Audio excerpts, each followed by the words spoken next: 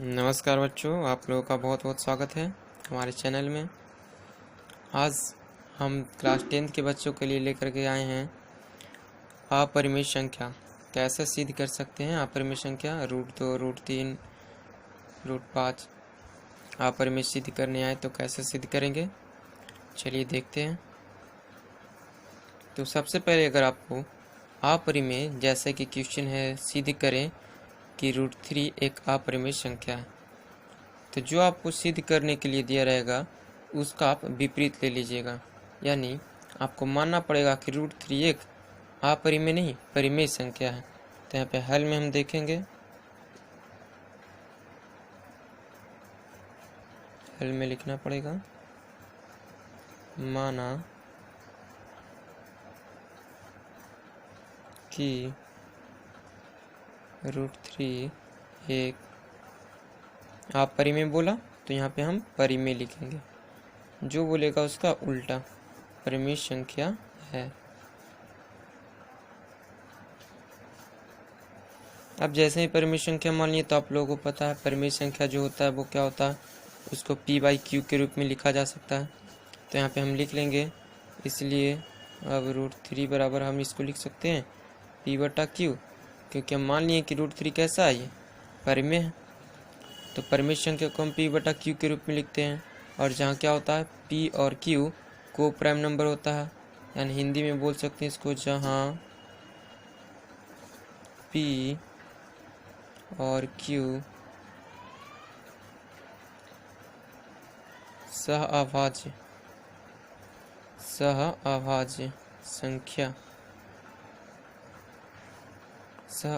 संख्या है।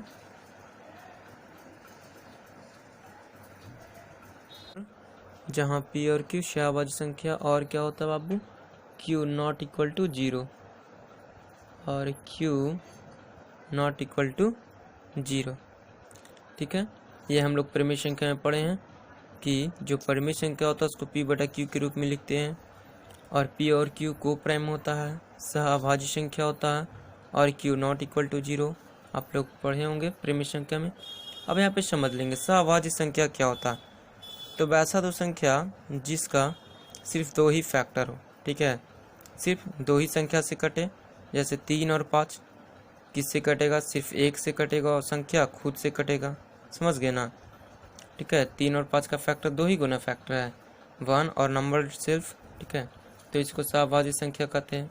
अब यहाँ तक तो हमने लिख लिया। इसके बाद क्या होता है, तो इसके बाद लिखना पड़ेगा दोनों साइड वर्ग करेंगे, दोनों ओर वर्ग करने पर स्क्वायरिंग ऑन बोथ साइड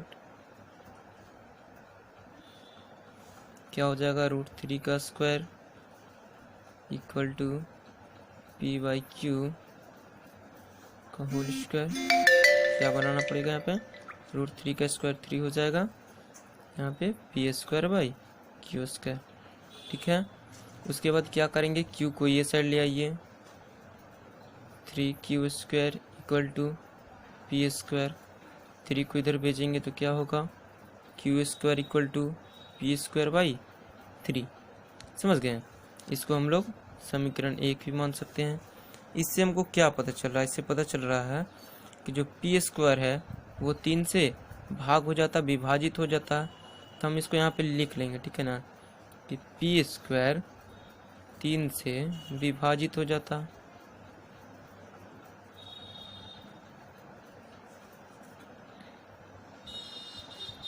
यह है, ठीक है, p² 3 से विभाजित है। तो यहाँ पे क्या p भी 3 से विभाजित होगा, p भी 3 से विभाजित होगा, p भी 3 से विभाजित होगा। पहले यहाँ पे समझ लेंगे, ठीक है, ये जो पॉइंट हमने लिखा है कि p² जो 3 से विभाजित है, समझिएगा। पहले देखते हैं यहाँ पे, इसको समझ लेते हैं क्या हमने कहा। जैसे देखिए, अगर कोई संख्या 3/3, ये कट जाएगा, कैंसिल हो जाएगा ना, यानी 3 से विभाजित है। ठीक है, हम इसी को क्या करते हैं, ऊपर वाले जो 3 है इसका अगर स्क्वायर ले लेते हैं, 3² और नीचे में 3 रहने देते हैं, तो क्या 3 स्क्वायर 3 से कटेगा ना, 3 स्क्वायर 9 आ गया, 9/3, ये भी 3 से कैंसिल हो जाता ना, ये 1 टाइम्स में कैंसिल होगा। वही यहाँ पे कहने का मतलब है कि जो स्क्वायर है पी स्क्वायर है वो 3 से विभाजित हो जाता है, तो पी जो पी स्क्वायर का फैक्टर है वो भी तो 3 से विभाजित हो जाएगा। समझ में आ रहा है ना, तो यहाँ पे हमने लिख दिया। ठीक है, अब इसको हम स्थिति ए मान लेंगे। ठीक है, समझ रहे हैं। अब इसके बाद क्या करना है, हमको p का कोई ऐसा मान ले लेना है। ठीक है ना, कोई भी मान p बराबर हम रख सकते हैं। यहाँ पे हम लिख सकते हैं कि माना p बराबर 3c। ठीक है, कुछ भी मान सकते हैं, 3c 3m कुछ भी। ठीक है ना, समझ रहे हैं। तो यहाँ पे p बराबर 3 से रख दें और ये मान जो समीकरण 1 में रख देंगे। अब कहेंगे समीकरण 1 से p का मान समीकरण 1 में रखने पर क्या हो जाएगा, समीकरण 1 क्या है, q square equal to p square by 3 ना है, यहाँ पे तो कर देंगे q square equal to p का मान 3c का होल स्क्वायर बाई 3। ठीक है, अब यहाँ पे करिएगा क्यू स्क्वायर इक्वल टू कितना हो गया, 9c स्क्वायर बाई 3। समझ गए, कैंसिल करेंगे यहाँ पे 3 3 जा 9, क्या होगा q square equal to 3c square.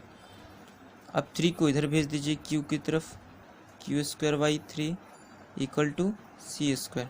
ठीक है, अब फिर यहाँ पे ध्यान दीजिएगा, यहाँ पे भी वही सिचुएशन होगा जैसे यहाँ से यहाँ तक आपको करने आना चाहिए। इसके बाद तो टोटल चीज़ सिर्फ जैसे ऊपर किए हैं वैसे ही नीचे करेंगे। ठीक है ना, सिर्फ आपको यहाँ से यहाँ तक आना चाहिए, वही चीज़ नीचे भी करेंगे। तब यहाँ पे जैसे देख लीजिए, यहाँ पे था पी स्क्वायर बाई 3, तो यहाँ पे हमने क्या लिखा कि जो पी स्क्वायर है वो 3 से विभाजित है, तो पी का जो फैक्टर होगा यानी पी भी 3 से विभाजित हो जाएगा। वैसे यहाँ पे भी हमको लिखना पड़ेगा क्यू स्क्वायर 3 से विभाजित है, तो क्यू का फैक्टर क्यू भी 3 से क्या होगा, विभाजित होगा। चलिए तो इसको भी लिख लेते हैं। यहाँ पे लिखना पड़ेगा हमको क्या, क्यू स्क्वायर 3 से विभाजित है, क्यू स्क्वायर 3 से विभाजित है,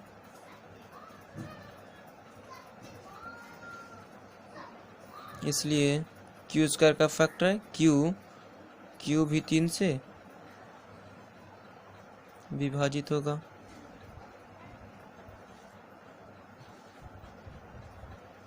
समझ गए। ठीक है, इसको मान लेते हैं स्थिति बी, इसको भी। ठीक है ना, यहाँ पे बोला था पी स्क्वायर भी 3 से विभाजित है, तो क्यू स्क्वायर भी 3 से क्या होगा, विभाजित होगा। तो यहाँ पे ध्यान देना है आपको क्या, कि पी भी 3 से विभाजित है और क्यू भी 3 से विभाजित है। ठीक है, तो पी और क्यू दोनों 3 से भाग हो रहा है, तो दोनों अगर एक ही संख्या से भाग हो रहा है तो ये सहभाज्य संख्या नहीं हो सकता, ये सहभाज्य संख्या होगा। तो यहाँ पे आप लिख भी सकते हैं कि यहाँ पी और क्यू दोनों 3 से भाग हो जाता है, इसलिए यह सहभाज्य संख्या होगा, जो कि हमारी मानी गई बात का विरोधाभास है। ठीक है, आप चाहें तो आप इसको लिख भी सकते हैं, और नहीं लिखना है तो यहाँ पे डायरेक्ट बोल सकते हैं। आप लिख सकते हैं कि समीकरण ए और बी से जो हमने दो स्थिति माना था उसी से क्या है, क्या पता चलता है, बी से स्पष्ट होता है कि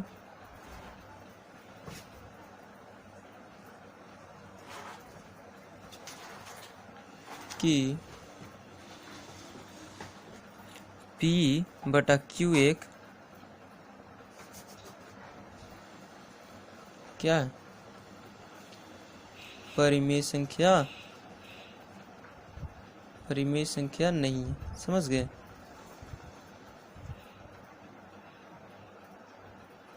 परिमेय संख्या नहीं है। हम जैसे ही देखें कि P भी 3 से कट रहा है, Q भी 3 से कट रहा है, तो ये जो हम बात माने कि ये परिमेय संख्या है, इसका विरोधाभास हो रहा है। तो इसलिए हम लिख दिए यहाँ पे कि A और B से पता चल रहा है कि P बटा Q एक परिमेय संख्या नहीं है। तो परिमेय संख्या नहीं तो क्या हो जाएगा, अपरिमेय।